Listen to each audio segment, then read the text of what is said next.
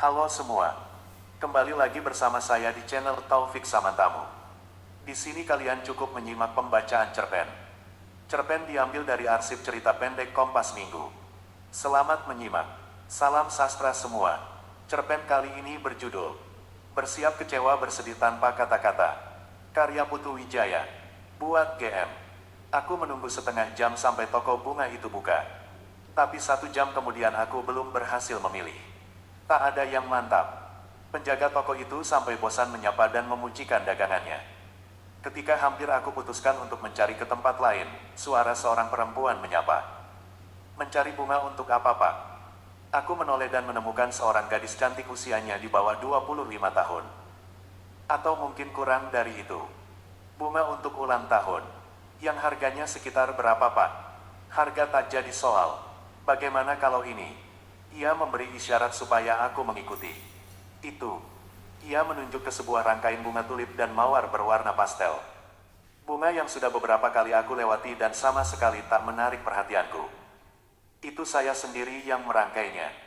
Mendadak bunga yang semula tak aku lihat sebelah mata itu berubah. Tolol kalau aku tidak menyambarnya. Langsung aku mengangguk. Ya, ini yang aku cari. Dia mengangguk senang. Mau diantar atau dibawa sendiri? Bawa sendiri saja. Tapi berapa duit? Ia kelihatan bimbang. Berapa duit? Maaf, sebenarnya ini tak dijual. Tapi kalau Bapak mau nanti saya bikinkan lagi. Tidak, aku mau ini. Bagaimana kalau itu? Ia menunjuk ke bunga lain. Tidak, ini.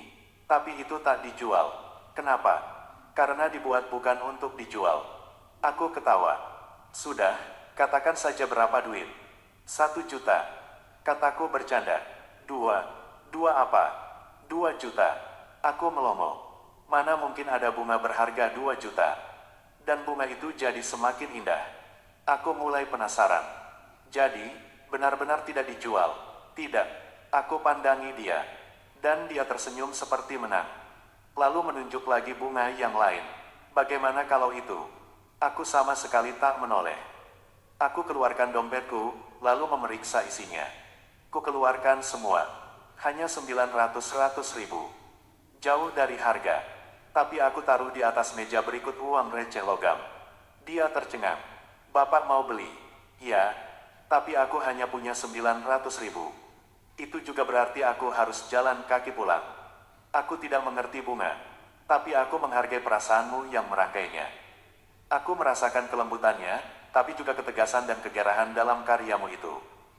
Aku mau beli bunga kamu yang tak dijual ini. Dia berpikir. Setelah itu menyerah. Ya, sudah, Bapak ambil saja. Bapak perlu duit berapa untuk pulang? Aku terpesona tak percaya. Bapak perlu berapa duit untuk ongkos pulang? 20 ribu cukup. Rumah Bapak di mana? Cirende. Cirende kan jauh. Memang, tapi dilewati angkot. Bapak mau naik angkot bawa bunga yang aku rangkai.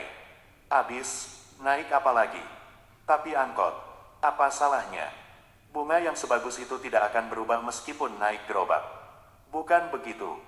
Oh, kamu tersinggung bunga kamu dibawa angkot. Kalau begitu aku jalan kaki saja.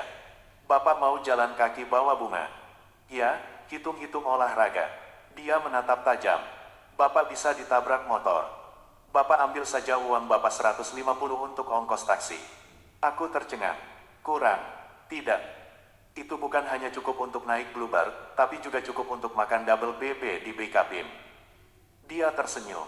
Cantik sekali. Silakan. Bapak perlu kartu ucapan selamat di bunga? Tidak. Dia berpikir. Jadi, bukan untuk diberikan kepada seseorang. Bunga ini saya rangkai untuk diberikan pada seseorang. Memang, untuk diberikan pada seseorang yang dicintai mestinya. Ya, jelas. Sebaiknya, Bapak tambahkan ucapannya. Bunga ini saya rangkai untuk diantar dengan ucapan. Diambil dari puisi siapa begitu yang terkenal. Misalnya Khalil Gibran. Aku terpesona lalu mengangguk. Setuju. Tapi tolong dicarikan puisinya dan sekaligus dituliskan. Ia cepat ke belakang mejanya mengambil kartu. Sebaiknya Bapak saja yang menulis. Tidak, kamu. Ia tersenyum lagi, mungkin merasa lucu. Lalu menyodorkan sebuah buku kumpulan sajak. Aku menolak. Kamu saja yang memilih. Tapi, saya tidak tahu yang mana untuk siapa dulu. Pokoknya yang bagus, yang positif. Cinta, persahabatan, atau sayang. Semuanya. Ia tertawa, lalu menulis. Tampaknya ia sudah hafal di luar kepala isi buku itu. Ketika ia menunjukkan tulisannya, aku terhenyak. Itu bukan sajak Gibran, tapi kalimat yang ditarik dari sajak di beranda itu angin tak berembus lagi karya Gunawan Muhammad. Bersiap kecewa, bersedih tanpa kata-kata. Aku terharu. Pantas Nelson Mandela mengaku mendapat inspirasi untuk bertahan selama 26 tahun di penjara Robben karena puisi. Bagus. Aku tiba-tiba tak sanggup menahan haru. Air mataku menetes dengan sangat memalukan.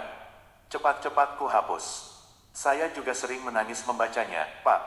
Iya, tapi sebaiknya Bapak tanda tangani sekarang, nanti lupa.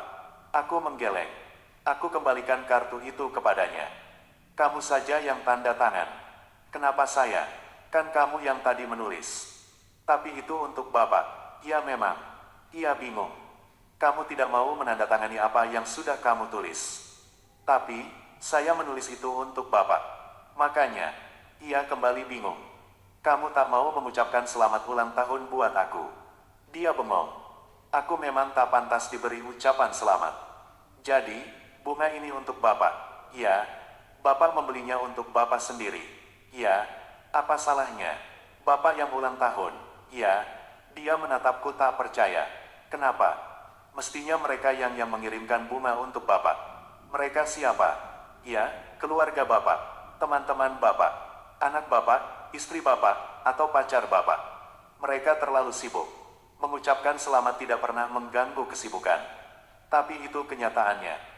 Jadi aku beli bunga untuk diriku sendiri dan ucapkan selamat untuk diriku sendiri karena kau juga tidak mau. Aku ambil uangku dan letakkan lebih dekat ke jangkauannya. Lalu aku ambil bunga itu. Terima kasih. Baru sekali ini aku ketemu bunga yang harganya 900.000. Aku tersenyum untuk meyakinkan dia bahwa aku tak marah. Percakapan kami tadi terlalu indah. Bunga itu hanya bonusnya. Aku sudah mendapat hadiah ulang tahun yang lain dari yang lain. Tapi sebelum aku keluar pintu toko, dia menyusul. Ini uang Bapak, katanya memasukkan uang ke kantung bajuku sambil meraih bunga dari tanganku. Bapak simpan saja. Kenapa? Kan sudah aku beli. Aku raih bunga itu lagi, tapi dia mengelak. Tidak perlu dibeli. Ini hadiah dariku untuk Bapak. Dan aku mau ngantar Bapak pulang. Tunjukkan saja jalannya. Itu mobilku. Dia menunjuk ke sebuah Ferrari merah yang seperti nyengir di depan toko. Aku pemilik toko ini. Aku terkejut. Sejak itulah hidupku berubah. Jakarta, tanggal 30 Juni tahun 2011. Terima kasih sudah menyimak di sini. Salam sastra semua.